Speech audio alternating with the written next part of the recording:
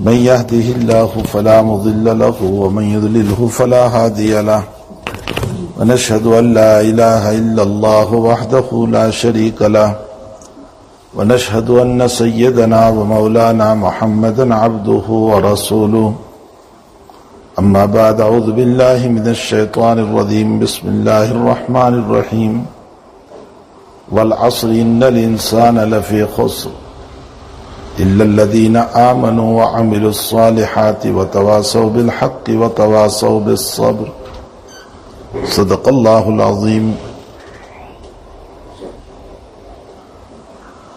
معزز مائیں، بہنیں اور بیٹیاں، السلام علیکم ورحمۃ اللہ وبرکاتہ۔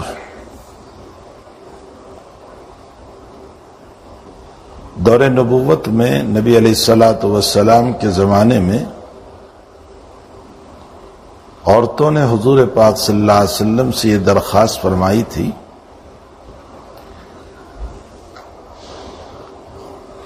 کہ اللہ کے نبی، مرد ہر وقت آپ کے پاس رہتے ہیں اور فائدہ اٹھاتے ہیں، ہماری زندگی بنانے کے لیے ہمیں بھی آپ کچھ وعظ، کچھ نصیحت، کچھ بیان کیا کیجیے۔ تو نبی علیہ الصلاۃ والسلام نے عورتوں کے بیان کے لیے، عورتوں کو نصیحت کرنے کے لیے ہفتے کا ایک دن مقرر کیا تھا، جس میں آپ عورتوں کو جمع فرماتے تھے اور آپ بیان دیا کرتے تھے، وعظ و نصیحت فرمایا کرتے تھے۔ اسی میں بہت ساری عورتوں کے سوالات بھی ہوتے تھے اور ان سوالوں کے جواب بھی نبی اکرم صلی اللہ علیہ وسلم دیتے تھے۔ چونکہ آپ کو عورتوں کے باب میں بہت فکر تھی، اور فکر کیوں نہ ہوتی، اس لیے کہ عورت ایک طرف مکان کا زیور ہے، مکان کو آباد کرنے والی ہے، جس کے ذریعے سے اولاد کا وجود ہوتا ہے۔ تو یہ عورت ساری زندگی گھر کے سجانے میں لگے اور آخرت کو نہ بنائے، اس لیے نبی اکرم صلی اللہ علیہ وسلم کو فکر تھی کہ جہاں عورت اپنے گھر کو بناتی ہے، سجاتی ہے، وہاں اپنی آخرت کو بھی خوبصورت بنائے۔ اس لیے آپ موقع بموقع عورتوں کو بلایا کرتے تھے، ان کو نصیحت فرمایا کرتے تھے۔ ایک مرتبہ آپ نے ارشاد فرمایا کہ یا معاشر النساء تصدقنا، یہ عورتوں کی جماعت، تم صدقہ کرو، میں نے تم کو بہت زیادہ جہنم میں دیکھا۔ تو حضرت ام سلیم رضی اللہ تعالیٰ عنہ، جو حضرت انس کی والدہ ہے، انہوں نے سوال کیا کہ یا رسول اللہ،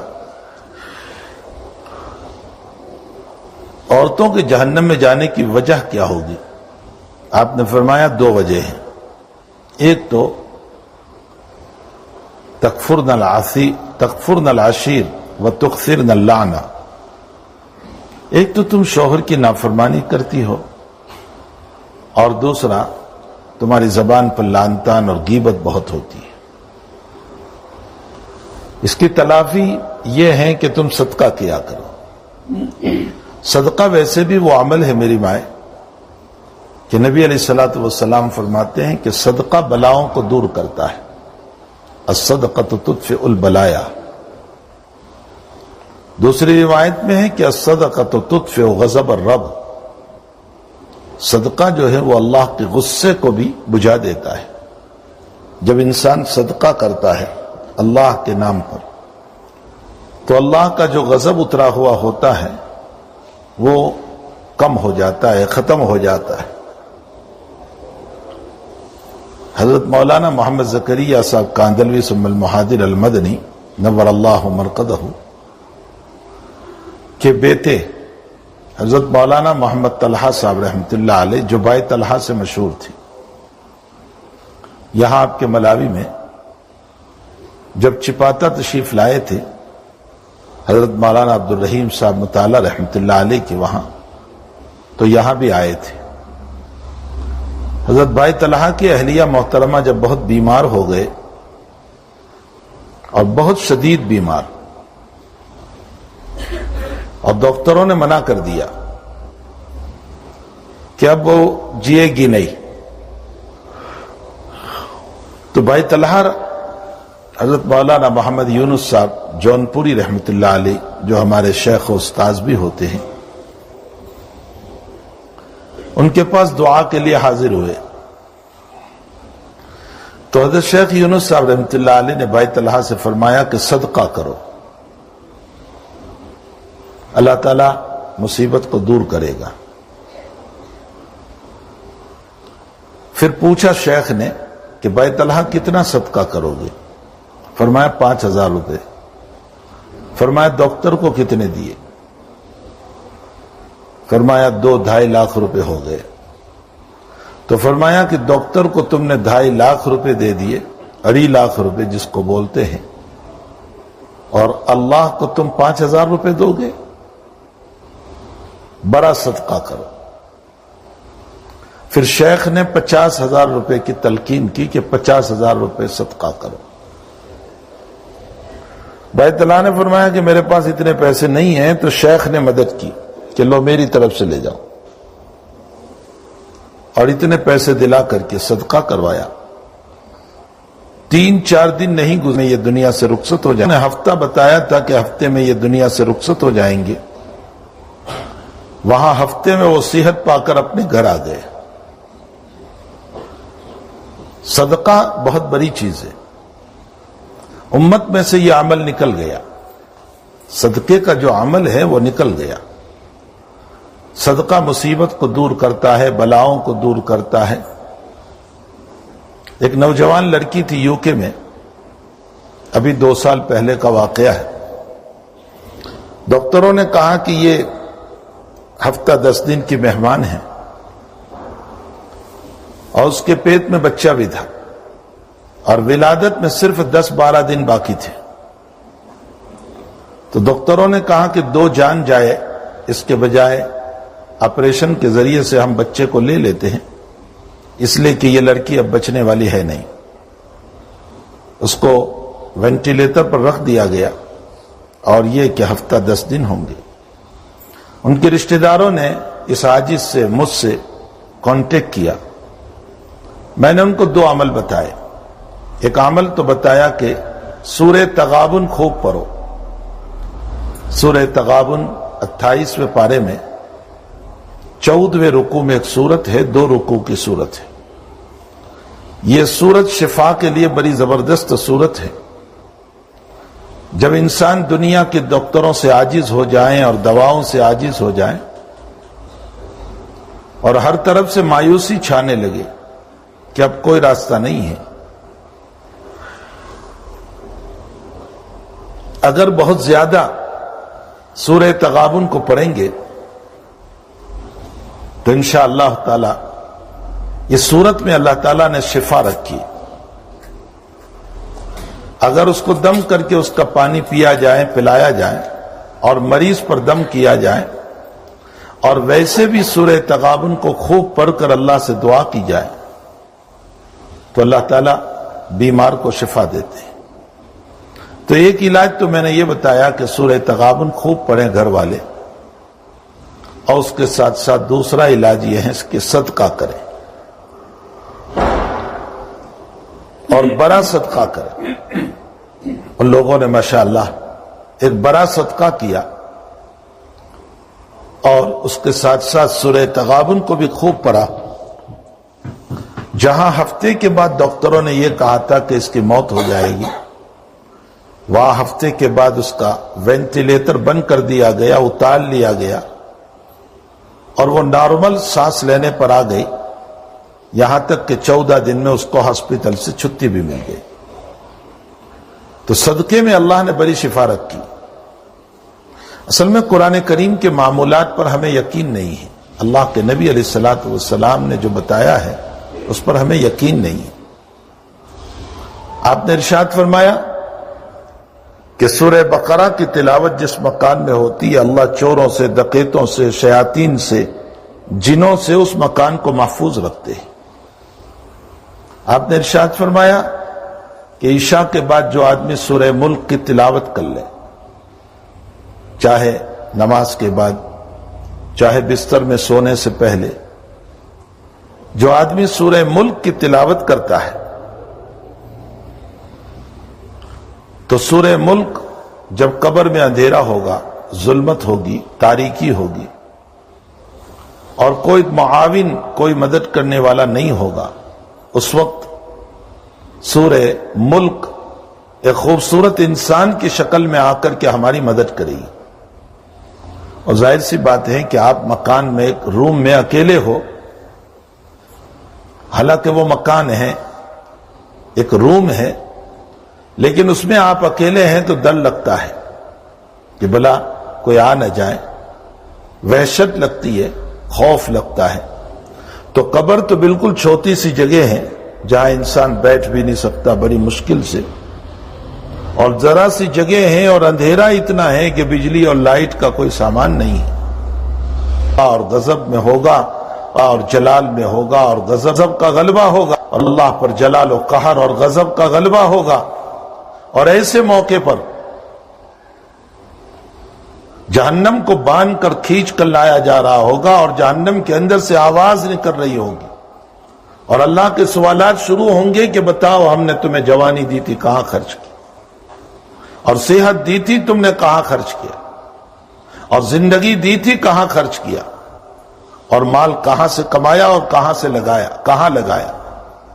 ان 5 سوالوں کا جواب دینا اللہ کو بڑا مشکل ہو جائے گا۔ تو میری مائیں اور بہنیں، اپنی زندگی کا حساب لیا کرو۔ حضرت عمر رضی اللہ تعالیٰ عنہ فرماتے، حاسبوا انفسکم قبل ان تحاسبوا، اے لوگو، اے انسانوں، اے مرد، اے عورتیں، خوب سن لو، اپنی زندگی کا حساب کیا کرو اس سے پہلے کہ تمہاری زندگی کا حساب اللہ تعالیٰ لے۔ یعنی اللہ کے حساب لینے سے پہلے تم خود اپنا حساب کر لو۔ حاسبوا انفسکم قبل ان تحاسبوا۔ اگر دنیا میں حساب کر کے زندگی کو ٹھیک کر لیا کہ کسی کی غیبت و برائی کی ہے، معافی مانگ لی، نماز چھوٹی ہے، قضا کر لی، روزے چھوٹ گئے ہیں، قضا کر لیے، اور طاقت نہیں تھی تو فدیہ دے دیا، زکوٰۃ ڈھنگ سے ادا کر لی، حج زندگی میں ادا کر لیا، لوگوں کا تعاون اور نصرت کر دی، اور اچھے اخلاق سے زندگی گزاری، اور اپنی زندگی کا حساب لے لیا۔ حاسبوا انفسکم قبل ان تحاسبوا، تب تو کامیاب ہے۔ اور اگر دنیا میں حساب نہیں کیا اور یہ سوچتے رہے کہ ابھی تو زندگی ہے، ابھی تو زندگی ہے، ابھی تو زندگی ہے، کبھی موقع ملے گا توبہ کریں گے، کبھی موقع ملے گا معافی مانگ لیں گے، اور اسی میں اچانک موت نے آ دبوچا، اور موت نے اگر پکڑ لیا تو پھر توبہ بھی رہ جائے گی اور اللہ کے سامنے حساب کا مسئلہ بھی مشکل ہو جائے گا۔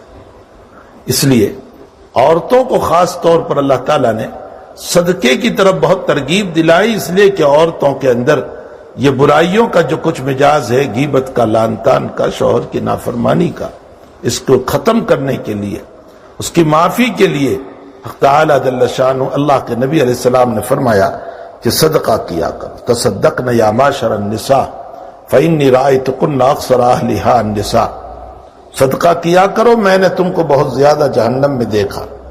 معلوم ہوتا ہے کہ صدقہ ایک ایسی چیز ہے جو جہنم سے بھی نجات دے دیتی، اور یہ زندگی جو اللہ تعالیٰ نے دے رکھی ہے یہ بہت قیمتی زندگی ہے۔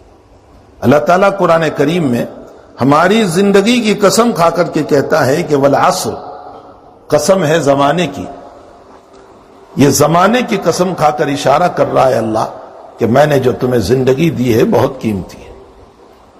میں اکثر ایک بات کہا کرتا ہوں کہ اللہ کی قدرت کا نظام وہ ہے، وہ نظام دنیا کے سارے انجینئر، چاہے وہ چائنا کا ہو، چاہے وہ یو کے کا ہو، چاہے وہ برطانیہ کا ہو، چاہے وہ نارتھ امریکہ کا ہو، چاہے وہ ساؤتھ امریکہ کا ہو، چاہے وہ اٹلی کا ہو یا جرمن اور جاپان کا ہو، دنیا کے تمام انجینئر اور آرکیٹیکٹ جتنے ہیں وہ پلاسٹک پر تو نقشہ بناتے ہیں، وہ کاغذ پر نقشہ بناتے ہیں، وہ پتھر پر ڈیزائن کرتے ہیں، وہ زمین پر ڈیزائن کرتے ہیں، تمام چیزوں پر وہ نقشہ بنا سکتے ہیں، لیکن پانی پر کوئی نقشہ نہیں بنا سکتا۔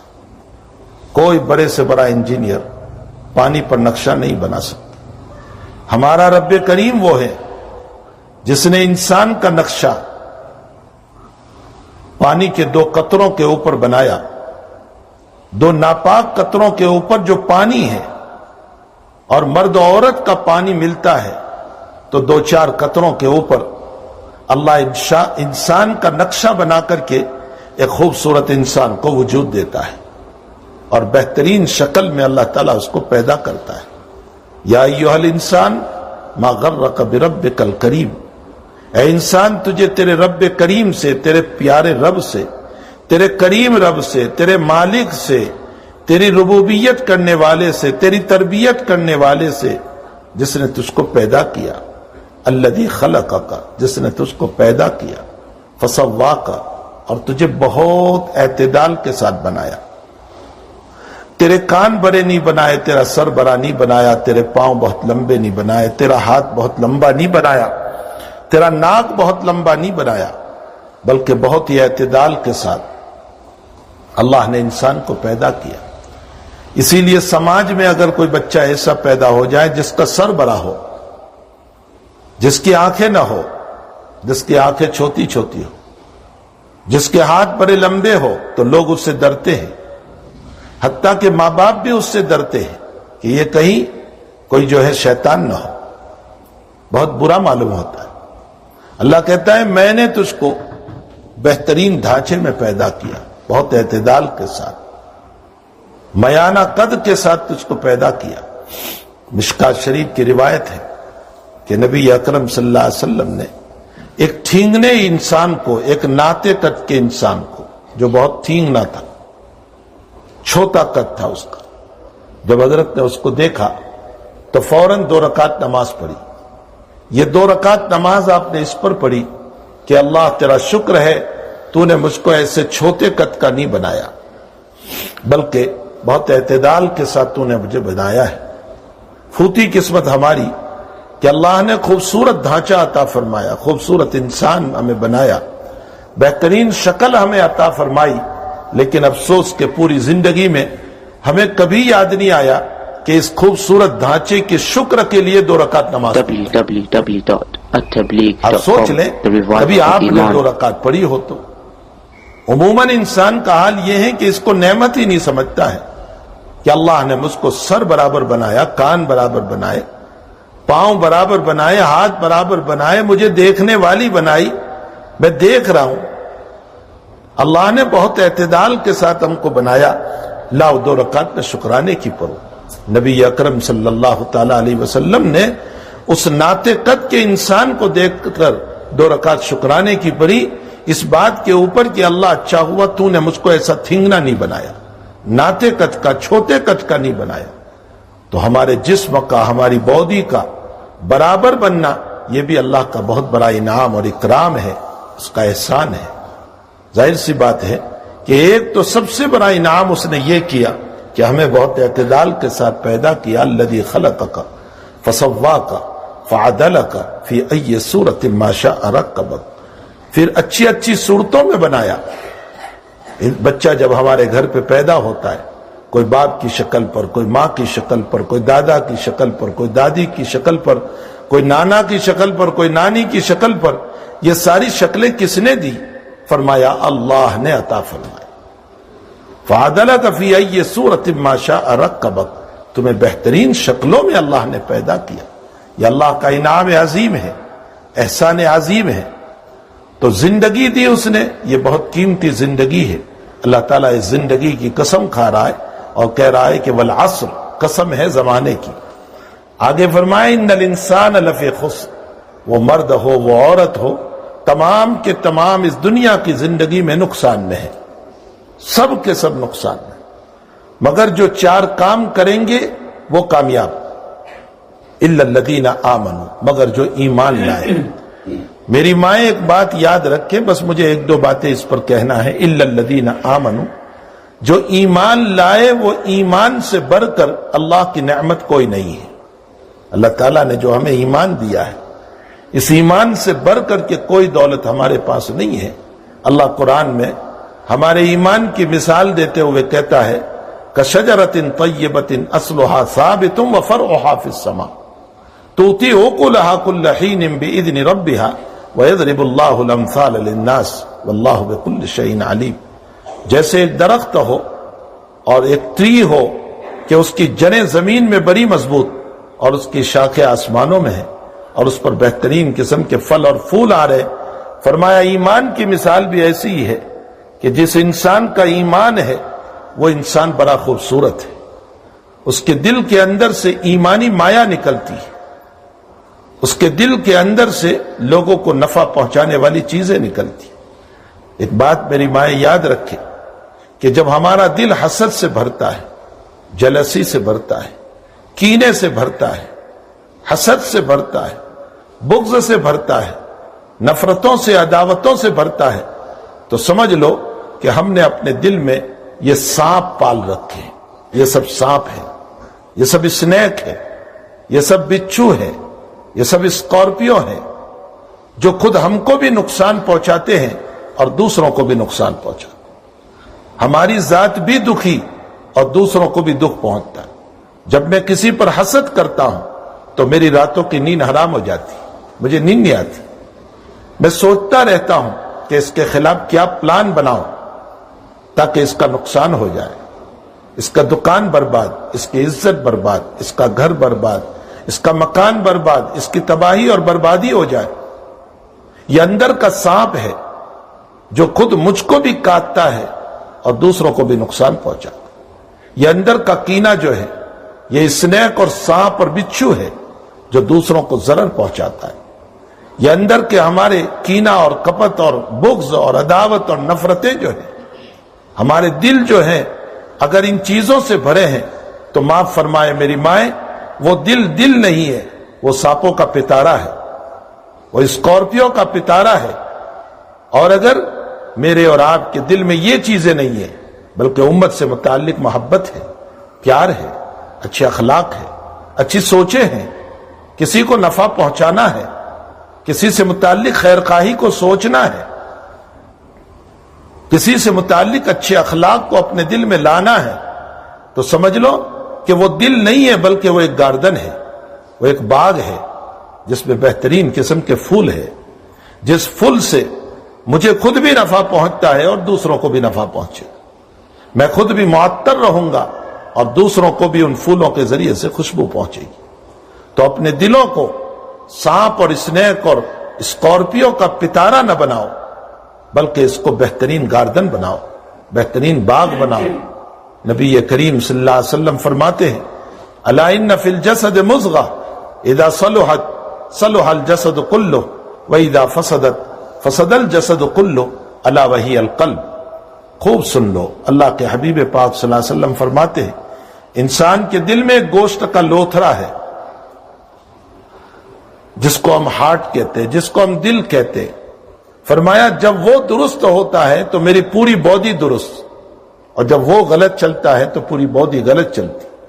اگر دل کی سوچ حسد سے بھری ہے تو پھر میرا دماغ حسد سوچے گا، پھر میرا ہاتھ اس کو تکلیف پہنچانے کے لیے سوچے گا، پھر میرا پاؤں اس کو تکلیف پہنچانے کے لیے چلیں گے۔ اور اگر میرے دل میں یہ چیزیں نہیں ہیں بلکہ خیر خواہی ہے تو پھر میرے ہاتھ بھی صحیح چلیں گے، میرے پاؤں بھی صحیح چلیں گے، میرا دماغ بھی صحیح چلے گا۔ الا ان فی الجسد مضغہ اذا صلحت صلح الجسد کلہ واذا فسدت فسد الجسد کلہ الا وہی القلب۔ وہ دل ہے۔ تو ایمان میری مائیں بہت بڑی دولت ہے جو رب کریم نے مجھ کو اور آپ کو دے رکھی ہے۔ اس ایمان کا پتہ مجھے اور آپ کو نہیں ہے، اس ایمان کا پتہ ان لوگوں سے پوچھو جنہوں نے اس ایمان کے لیے مصیبتیں جھیلی، تکلیفیں اٹھائی۔ حضرت عبداللہ ذل مجادین رضی اللہ تعالیٰ عنہ ایک صحابی ہے، سنو یہ واقعہ۔ یہ میں آپ کو دلچسپی کے لیے نہیں سنا رہا ہوں، ٹائم پاس کے لیے نہیں سنا رہا ہوں، ٹیمپرری وقت گزارنے کے لیے نہیں سنا رہا ہوں، ہمارے آپ کے ایمان کو مضبوط بنانے کے لیے میں سنا رہا ہوں۔ سنیں، عبداللہ ذل مجادین رضی اللہ تعالیٰ عنہ نوجوان صحابی ہیں۔ ان کے حالات میں لکھا ہے کہ ان کا نام عبداللہ کا، اور بچپن میں ان کے والد کا انتقال ہو گیا تھا۔ ان کے چچا نے ان کی تربیت کی، کفالت کی، ان کو بڑا کیا۔ جب یہ بڑے ہوئے اسی زمانے میں جناب نبی کریم صلی اللہ تعالی علیہ وسلم کے نبوت کا اعلان ہو گیا کہ اللہ کے نبی علیہ الصلوۃ والسلام نبی بن کر کے تشریف لائے۔ یہ عبداللہ اپنے چچا کی بکریاں چراتے تھے، اونٹ چراتے تھے، کام کرتے تھے، چونکہ چچا کا احسان تھا۔ ایک دن دل میں خیال آیا کہ میں نبی علیہ السلام پر ایمان لے آؤں۔ آپ اپنے چچا کے پاس گئے اور یہ کہا کہ یہ آپ کی بکریاں میں آپ کو واپس کرتا ہوں، آپ کے اونٹ میں آپ کے حوالے کرتا ہوں، میں تو محمد کی خدمت میں جا رہا ہوں۔ تو چچا نے کہا کہ تو غریب تھا، تیرا باپ کچھ بھی چھوڑ کر نہیں گیا تھا، تو یتیم تھا، میں نے تیری کفالت کی، میں نے تجھے بڑا کیا، میں نے تجھ پر مال خرچ کیا، یہ تیرے بدن پر جو 2 کپڑے ہیں نا وہ بھی میرے ہیں، تیرے نہیں ہیں، تیرے باپ کے نہیں ہیں، ان دونوں کپڑوں کو ابھی کے ابھی نکال دے۔ آپ انداز لگائیں، میری ماں ہے کہ نوجوان لڑکا ہے اور اس کو بالکل کپڑے اتار دیے گئے، برہنہ کر دیا گیا، ننگا کر دیا گیا۔ وہ اسی عالم میں مکہ کی گلیوں میں گزرتے ہوئے اپنی ماں کے پاس گئے اور ماں سے کہا کہ امی کوئی کپڑا ہو تو مجھے دے دے ستر چھپانے کے لیے۔ تو ماں کے پاس ایک کمل تھی، وہ کمل جلدی سے اپنے بیٹے کو دی اور اس کے 2 ٹکڑے کیے، آدھا حصہ نیچے باندھا اور آدھا اوپر ڈال دیا، اور اس حال میں جناب رسول اللہ صلی اللہ علیہ وسلم کی خدمت پہ پہنچے اور جا کر کے اپنا پورا واقعہ سنایا حضرت عبداللہ نے۔ نبی علیہ السلام نے فرمایا بیٹے اچھا ہوا، تیرے دنیا کے کپڑے اترے ہیں، اللہ تجھے جنت کا لباس پہنائے۔ یہ حضرت عبداللہ رضی اللہ تعالیٰ عنہ ہے، ان کے ایمان کا آپ پتہ لگائیں کہ کیسا ایمان ہوگا، اور حضرت نے اسی پر ان کو ذل مجادین کا لقب دیا، ذل مجادین، 2 کملوں والا، 2 چادروں والا۔ حضرت ابو سلمہ رضی اللہ تعالیٰ عنہ، آپ نے بارہا نام سنا، نبی علیہ الصلوۃ والسلام کی بیویوں میں ایک ام سلمہ رضی اللہ تعالیٰ عنہ ہے، ہم سب کی ماں ہے، زوجہ محترمہ ہیں حضور پاک صلی اللہ علیہ وسلم۔ ان کا مکے میں نکاح ہوا تھا حضرت ابو سلمہ رضی اللہ تعالیٰ عنہ کے ساتھ پہلے۔ جب ابو سلمہ مکے سے ہجرت کر کے مدینے کی طرف روانہ ہوئے تو اپنی بیوی کو بھی ساتھ لے لیا، لیکن مکہ والوں نے یہ کہہ کر روک دیا کہ ابو سلمہ تم اکیلے جا سکتے ہو، ہماری بیٹی کو نہیں لے جا سکتے، یہ ہماری بیٹی یہیں رہے گی، آپ مکے سے ہماری بیٹی کو نہیں لے جا سکتے۔ حضرت ابو سلمہ رضی اللہ تعالیٰ عنہ، میری ماں میں آپ کو پوچھنا چاہتا ہوں، آپ کا شوہر آپ کو لے کر کے کہیں ہجرت کر رہا ہو اور جب آپ کو روک دیا جائے اور آپ کو اپنے شوہر کے ساتھ نہ جانے دیا جائے، بتاؤ آپ پر کیا گزرے گی؟ جس وقت ام سلمہ کو روک دیا، ابو سلمہ نے بہت کوشش کی کہ کوئی شکل بن جائے اور اپنی بیوی کو ساتھ لے لے، لیکن جب کوئی شکل نہ بنی تو حضرت ابو سلمہ رضی اللہ تعالیٰ عنہ نے ام سلمہ سے فرمایا مکے میں کہ ام سلمہ میں تجھے چھوڑ کر جا رہا ہوں، میں تجھے تو چھوڑ سکتا ہوں لیکن اپنے محبوب کو نہیں چھوڑ سکتا، جناب رسول اللہ صلی اللہ علیہ وسلم کو نہیں چھوڑ سکتا۔ اپنی بیوی کو چھوڑ کر چلے گئے۔ آپ انداز لگائیں کہ کیسا پتھر رکھا ہوگا اپنے دل کے اوپر، یہ بولنے کا واقعہ ہے، کام کرنا بہت مشکل ہے۔ آج کوئی اپنی بیوی کو 2 دن کے لیے چھوڑنے کے لیے تیار نہیں ہے، وہ اپنی بیوی کو مکے میں چھوڑ کر کے چلے گئے اور یہ کہا کہ میں تجھے چھوڑ سکتا ہوں لیکن اپنے نبی کو نہیں چھوڑ سکتا۔ مصعب ابن عمیر رضی اللہ تعالیٰ جب مکے سے ہجرت کر کے چلے ہیں تو مکہ والوں نے کہا کہ مصعب یہ تیرے پاس جتنا مال ہے وہ ہماری کنٹری میں کمایا ہے، تو نے ہمارے ملک میں کمایا ہے، جیسے آپ کی کنٹری کا پیسہ ہے، اگر کوئی لے کر کے ایئرپورٹ سے جائیں تو آپ کا ایئرپورٹ والا آپ کی حکومت نہیں لے جانے دے گی۔ اہل مکہ نے کہا کہ مصعب جوان صحابی تھے، فرمایا کہ یہ تیرا جتنا پیسہ تیرے پاس ہے وہ سب ہماری کنٹری میں کمایا ہے، تو جا سکتا ہے، یہ مال نہیں لے جا سکتا۔ مصعب ابن عمیر رضی اللہ تعالیٰ عنہ سے سارا مال لے لیا مصعب صرف پہنے ہوئے کپڑوں کے ساتھ 2 کپڑے بدن پر تھے. اسی عالم میں مدینہ المنورہ تشریف لائے اور فرمایا کہ یا رسول اللہ، اہل مکہ نے میرا سارا مال لے لیا اور مجھے صرف پہنے ہوئے کپڑوں کے ساتھ بھیجا، جبکہ میرا کمایا ہوا تھا، میری محنت والا مال تھا، لیکن وہ سارا مال میرا لے لیا. تو جناب رسول اللہ صلی اللہ علیہ وسلم کے الفاظ سنو، میری ماں آپ کے دلوں پر عجیب اثر ہوگا. اللہ کے نبی نے فرمایا مصعب سودا سستا ہے، دنیا کا مال گیا ہے، کل مل جائے گا، لیکن اگر ایمان چلا جاتا تو کیا ہوتا تیرا؟ ظاہر سی بات ہے کہ ایمان تو تمہارا بچ گیا، وہ مال تو کل تمہیں نصیب ہو جائے گا. ایمان انشاءاللہ تعالی اللہ تعالیٰ مال تو کل دے دے گا، لیکن ایمان چلا گیا تو پھر کیا ہوگا؟ بے شمار صحابہ کے اور صحابیات کے واقعات ہیں. آپ ان واقعات کو پڑھو گے. ام کلثوم رضی اللہ تعالیٰ عنہ جو بالکل ینگ لڑکی تھی، جوان لڑکی تھی، اور وہ بھی کس کی لڑکی؟ دشمن رسول صلی اللہ تعالیٰ علیہ وسلم کی لڑکی، جو مکے میں سب سے بڑا دشمن نبی کریم صلی اللہ علیہ وسلم کا، جس نے اعلان کیا تھا کہ محمد کی گردن کو اگر کوئی لے آئے کاٹ کر 100 اونٹ انعام دوں گا. ایسے انسان کی بیٹی کو جب ایمان کی دولت نصیب ہوتی ہے اور وہ ہجرت کر کے آتی ہے مدینہ المنورہ، بالکل ینگ لڑکی ہے، اور جناب نبی کریم صلی اللہ علیہ وسلم نے اس کو کلمہ پڑھایا. پھر کسی نے ام کلثوم سے کہا کہ اگر تیرا باپ تجھے اتنی دولت دے دے، اتنی دولت دے دے کہ تیرا بنگلہ بن جائے اور تیرا فرنیچر بن جائے اور تیرا مکان آباد ہو جائے، تو کیا تو واپس چلی جائے گی؟ فرمایا کہ اگر میرا باپ جنت کی شکل میں بھی مجھے مکان دے تو بھی میں اپنے محبوب نبی کو نہیں چھوڑ سکتی. یہ ہے وہ ایمان، جو ایمان ہمیں اللہ نے مفت میں دیا ہے پیدائشی طور پر، کہ ایک مومن کے گھرانے میں پیدا ہو گئے، ماں باپ مسلمان تھے، اس لیے ہم بھی مسلمان ہیں. اسی لیے ہمیں وہ ایمان کی قدر نہیں ہے. ہمیں چاہیے کہ اپنے ایمان کی قدر کریں جو اللہ تعالیٰ نے مجھے اور آپ کو دیا ہے. اور ایمان کی قدر یہ ہے کہ اپنے عقائد کو صحیح بنائیں، اپنے عقائد کو مضبوط بنائیں، اور ہمیشہ ایک عقیدہ پکا رکھیں کہ دنیا میں جو کچھ ہو رہا ہے وہ اللہ ہی کی طرف سے ہو رہا ہے. اللہ کے علاوہ کوئی نہیں کر سکتا. سب کچھ اللہ ہی کی طاقت ہے، اور اللہ کی طاقت کے بغیر دنیا کا پتا بھی نہیں گرتا، ذرہ بھی نہیں گرتا، قطرہ بھی نہیں گرتا. کوئی چیز اللہ کی اجازت اور طاقت کے بغیر نہیں ہو سکتی. یہ ہمارا عقیدہ مضبوط ہونا چاہیے. اور جناب نبی کریم صلی اللہ علیہ وسلم آپ کے سچے پکے رسول ہیں، اور ہم آپ پر ایمان لاتے ہیں آپ کی رسالت کے اعتبار سے. یہ ہمارا ایمان ہوگا تو انشاءاللہ تعالی ایمان ہمارا مضبوط ہوگا، ورنہ آرٹیفیشل ایمان کی اللہ کو کوئی ضرورت نہیں. آرٹیفیشل ایمان کا مطلب کیا ہوتا ہے؟ ہمارے اور آپ کے گھروں میں، میں ایک ایگزامپل دوں، ایک مثال دوں، ہمارے اور آپ کے گھروں میں مصنوعی اور بناوٹی اور آرٹیفیشل بنانا رکھے ہیں.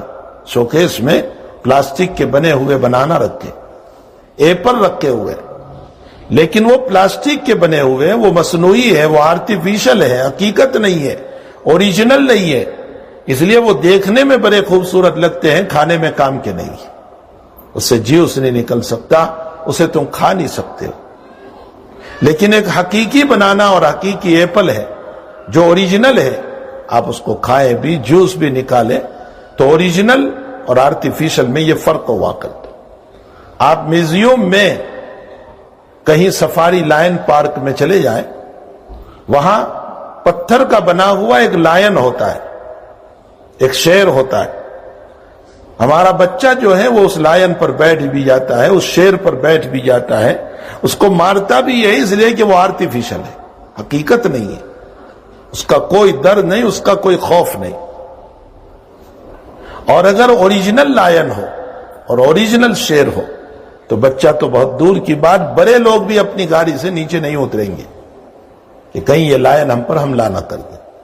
تو اوریجنل ہوتا ہے، آرٹیفیشل ہوتا ہے.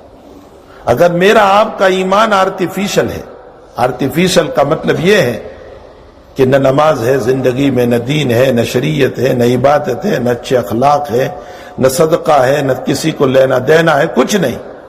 یہ آرٹیفیشل ایمان ہے. اور ایک حقیقی ایمان ہوتا ہے جو مجھے میری نماز پڑھنے پر مجبور کرے، میرے روزوں پر، میری زکوٰۃ پر، میرے صدقات پر، میرے دینی کاموں پر، میرے اچھے اخلاق پر، میرے برائیوں سے بچنے پر، میری غیبت سے روکنے پر، مجھے کینہ اور حسد سے روکنے پر جو مجبور کرتا ہے وہ اوریجنل ایمان ہے۔ اللہ کے وہاں اوریجنل ایمان کی قدر ہے، آرٹیفیشل ایمان کی کوئی قدر نہیں۔ آج دنیا میں لوگ کہہ رہے ہیں کہ مسلمانوں کو مار رہے ہیں، حقیقت یہ ہے کہ مسلمان کو کوئی نہیں مارتا ہے، بلکہ یہ آرٹیفیشل مسلمان کو مار رہے ہیں۔ اگر اوریجنل ایمان آ جائے تو خدا پاک کی قسم اللہ کی مدد آج بھی اترے گی جو بدر میں اتری تھی۔ جو اس وقت صحابہ کرام کو اللہ کی مدد اتری تھی وہ مدد آج بھی ہمارے ساتھ ہو سکتی ہے، شرط یہ ہے کہ ہمارے پاس اوریجنل ایمان آ جائے۔ اور اگر اوریجنل ایمان نہیں ہے تو پھر آرٹیفیشل لوگوں کے اوپر کوئی بھی حملہ کر سکتا ہے، دنیا کی طاقت اس کے اوپر حملہ کرے گی۔ اور حدیث شریف میں ہے کہ جب تمہارا ایمان مضبوط نہیں ہوگا تو اللہ تعالیٰ تمہیں دنیا والوں کے حوالے کر دیں گے، وہ پھر تمہاری گردن بھی ماریں گے، تمہیں جس طرح چاہے ذلیل بھی کریں گے۔ تو الا الذین آمنوا، تمام انسان خسارے میں ہیں مگر کامیاب وہ لوگ ہیں جو ایمان لائے، اور ایمان کے بعد اعمال صالحہ کی جو ایمانی تقاضا ہے۔ وتواصوا بالحق، صرف اپنی زندگی بنانے کی فکر نہیں کی بلکہ دوسروں کو بھی دین کی باتیں بتاتے رہے، دوسروں کو بھی دین کی تلقین کرتے رہے۔ اگر کوئی غلط کام کر رہی ہے کوئی عورت تو اس کو محبت سے روکا گیا، اگر کوئی نماز نہیں پڑھ رہی ہے محبت سے آپ نے اس کو نماز کی تلقین کی، اگر کوئی بہت زیادہ غیبتوں میں برائیوں میں مبتلا ہے آپ نے محبت سے اس کو سمجھایا، اگر کوئی بچی ناجائز کام میں مبتلا ہے آپ نے پیار و محبت سے اس کو سمجھایا۔ وتواصوا بالحق، حق بات ایک دوسرے کو بتاتے رہے۔ وتواصوا بالصبر، اور جب ہم کسی کو حق بات کہتے ہیں تو یقینی بات ہے کہ کبھی کبھی سامنے والا ہمیں کچھ نہ بولنے کے کلمات بھی بول دیتا ہے، وہ سن لیں آپ۔ اللہ کے راستے میں اللہ کے دین کے خاطر اگر صبر کرنا پڑے تو وتواصوا بالصبر، ایک دوسرے کو صبر کی تلقین بھی کرتی رہے اور صبر کے اوپر عمل بھی کرتی رہے۔ اگر یہ کام چار کر لیے، ایمان، اعمال صالحہ اور حق بات ایک دوسرے کو بتانا اور صبر کی تلقین، اگر یہ چار باتیں زندگی میں ہیں تو ہم کامیاب، اور اگر یہ چار باتیں نہیں ہیں تو پھر اس صورت میں ہم خسارے میں ہیں، نقصان میں ہیں۔ ان الانسان لفی خسر، رب کریم ہم تمام کو ان چاروں باتوں کے اوپر جمنے کی توفیق عطا فرمائے، ایمان بھی مضبوط فرمائے، اعمال صالحہ بھی مضبوط فرمائے، حق بات ہم ایک دوسرے کو بتاتے بھی رہیں، اور اگر کبھی کوئی بری بات سننے کو آ جائے تو اس پر صبر کر لیں، لڑے نہیں، جواب نہ دے بلکہ اس کے اوپر صبر کر لیں۔ اللہ مجھے اور آپ کو ان باتوں کی توفیق عطا فرمائے۔ وصلی اللہ علی النبی الکریم۔ بسم اللہ الرحمن الرحیم۔ سبحانک اللہم وبحمدک وتبارک اسمک وتعالی جدک ولا الہ غیرک۔ اللہم صلی علی سیدنا حبیبنا وشفیعنا وسندنا مولانا محمد وبارک وسلم۔ اللہم ربنا آتنا فی الدنیا حسنہ وفی الآخرۃ حسنہ وقنا عذاب النار۔ اللہم اعنا علی ذکرک وشکرک وحسن عبادتی۔ اللہ سب کے گناہوں کو معاف فرما، اللہ مرد و عورت کے گناہوں کو معاف فرما۔ اے اللہ ہمیں تائبین میں سے بنا، عابدین میں سے بنا، سائحین میں سے بنا، صائمین میں سے بنا، صابرین میں سے بنا۔ اے اللہ محبین میں سے بنا۔ اے اللہ ان بندوں میں سے اور ان بندیوں میں سے ان عورتوں کو بنا دے اے اللہ جن بندے اور بندیوں سے تو محبت کرتا ہے، جو بندے اور بندیاں تجھے پیاری ہے، جو مرد عورت تجھے پیارے ہیں، اے اللہ ان میں سے ہمارا بھی شمار فرما دے۔ اے اللہ ہمیں مغضوب علیہم میں سے نہ بنا، جن پر تیرا غضب نازل ہوا، جن پر تیرا قہر نازل ہوا، اے اللہ ان میں سے نہ بنا۔ الہ العالمین جن سے تو ناراض ہوتا ہے ان میں سے ہمیں نہ بنا۔ اے اللہ جو گمراہ ہو گئے دنیا میں ان میں سے بھی ہمیں نہ بنانا۔ اے اللہ بیماروں کو شفا عطا فرما، جو بیچارے ہسپتالوں میں یا گھروں میں بہت شدید بیمار ہیں، اے اللہ ان سب کو شفا دے، عافیت دے، صحت دے، تندرستی دے۔ الہ العالمین جو بیچارے تیرے پیارے ہو چکے، مٹی کے نیچے جا کر کے سو چکے ہیں، اے اللہ ہم ان 4-5 سالوں میں اس وبا اور بلا کے زمانے میں بے شمار لوگوں کو اللہ تیرے حوالے کر چکے ہیں، اللہ ان سب کی مغفرت فرما، ان کی کروٹ کروٹ مغفرت فرما، ان کو چین اور سکون عطا فرما، ان کی قبروں کو نور سے منور فرما۔ اے اللہ اس وقت جب ہم دعا کر رہے ہیں، اگر تیرا کوئی مومن بندہ یا کوئی مومن بندی اے اللہ قبر کے عذاب میں ہے، اسی وقت ہم تجھ سے دعا میں کہہ رہے ہیں اے اللہ اس کے عذاب کو ہٹا دے، اللہ اس کے عذاب کو ہٹا دے، اے اللہ اس کے عذاب کو ہٹا دے، اے اللہ اس کی قبر کو نورانی بنا دے، اے اللہ دائیں بائیں آگے پیچھے سے اس کی مکمل حفاظت فرما لے، اے اللہ جب تک جلائیں ہمیں بھی صحت اور عافیت کے ساتھ جلانا، محتاجگی والی بیماریوں سے حفاظت فرمانا، اے اللہ ایسی بیماریوں سے حفاظت فرمانا جس پہ ہم کسی کے محتاج بن جائیں، اے الہ العالمین محتاجگی والی بیماریوں سے ہم سب کی حفاظت فرما، اے اللہ کینسر سے حفاظت فرما، برین ہیمریج سے حفاظت فرما، فالج اور لقوے سے حفاظت فرما، اے اللہ اور جو بیچارے ان بیماریوں میں ہیں ان سب کو شفائے دائمہ مستمرہ عطا فرما۔ الہ العالمین مرنا تو ہے ہی، یقیناً مرنا ہے، کوئی زندہ نہیں رہتا، سب کو تیرے پاس آنا ہے، لیکن اے اللہ جب ہماری موت کا وقت آئے تو اللہ ہمیں مجرم کی طرح نہ بلانا، جب مجرم کو بلایا جاتا ہے تو اس کے ہاتھ بھی باندھ دیے جاتے ہیں، اس کے کپڑے بھی اتار لیے جاتے ہیں، جیلوں کے کپڑے پہنا دیے جاتے ہیں، اے اللہ ہمیں ایسے نہ بلانا، اللہ ہمیں ایسے نہ بلانا کہ گندک کے کپڑوں میں ہماری روح نہ لینا، قطران کے کپڑوں میں ہماری روح کو نہ لینا، اے اللہ ریشم کے کپڑوں میں روح کو لینا، ہمیں مہمانوں کی طرح بلانا، اکرام کے ساتھ بلانا، ارجعی الی ربک راضیۃ مرضیہ فادخلی فی عبادی وادخلی جنتی، اے اللہ ان پروانوں کے ساتھ ہم سب کو بلانا، اے اللہ ان عورتوں کے بہنے والے آنسوؤں کو قبول فرما، آمینوں کو قبول فرما، دعاؤں کو قبول فرما، اے اللہ جن بچوں بچیوں کے نکاح نہیں ہو رہے اے اللہ ان کے نکاح کی شکلیں اور صورتیں پیدا فرما، اے اللہ جن کے گھروں میں جھگڑے ہیں ان جھگڑوں کو ختم فرما، محبت اور پیار پیدا فرما، اے اللہ جو بے اولاد ہے انہیں صالح اولاد عطا فرما، جن کو لڑکی کی ضرورت ہے انہیں لڑکی عطا فرما، جن کو لڑکوں کی ضرورت ہے انہیں لڑکا عطا فرما، اللہ جن کی اولاد غلط راستوں پر جا رہی ہے اللہ ان کو دین کی قرآن کی اللہ ہدایت نصیب فرما، اپنے ماں باپ کی آنکھوں کی ٹھنڈک بنا، اے اللہ پریشان حالوں کی پریشانیوں کو دور فرما، اے اللہ جو بیچارے جیل میں ہیں اللہ سب کو نجات عطا فرما، اللہ جو غلط مقدمات میں ہیں ان کو بری فرما، ہماری دعاؤں کو اپنے فضل و کرم سے قبول فرما، وصلی اللہ علی النبی الکریم برحمتک یا ارحم۔